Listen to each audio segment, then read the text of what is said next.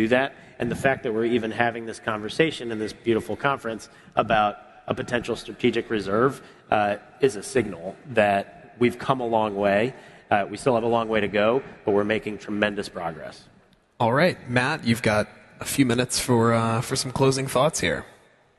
Yeah, I would say, Americans, we tend to look inwards, and we tend to think that basically the rest of the world doesn't matter, and that our political disputes will basically dominate, the rest of the world. And to the extent, because we are the global hegemon, it does matter, our political debates. But to the extent that Bitcoin becomes politicized in the frame of U.S. politics, that's not relevant to the rest of the world. And Bitcoin is a fundamentally global phenomenon. And so, as Dr. Marwan was saying, they don't think about Bitcoin as a political thing. They don't think about it as aligned or coded as being a Republican or a right-wing or a liberal thing. It's just a thing that has certain attributes and gives them certain advantages.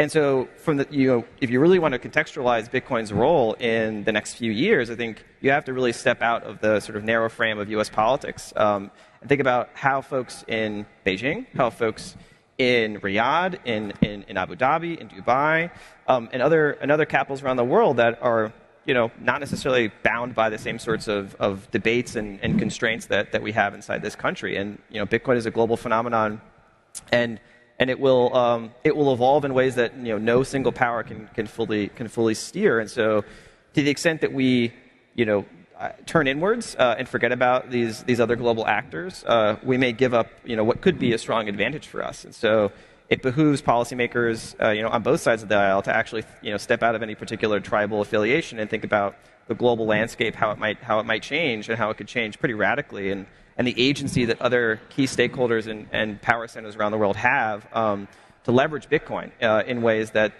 could get the jump on the United States. And so I think we see positive signs of this more recently, but it has to carry momentum. It has to actually be executed.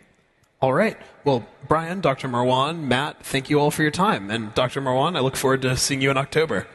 100%. All right. Thank you all.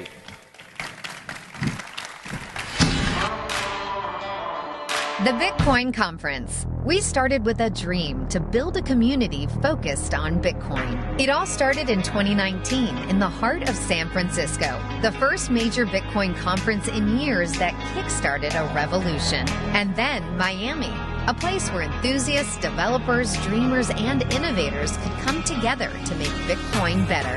It has been an amazing 5 years and 8 conferences, thanks to all of you.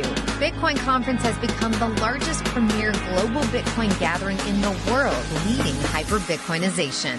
While Miami was incredible, it was time to set the stage for Bitcoin in a new city. So we took the conference on the road. Nashville, Tennessee was the obvious choice, a city known for music and freedom.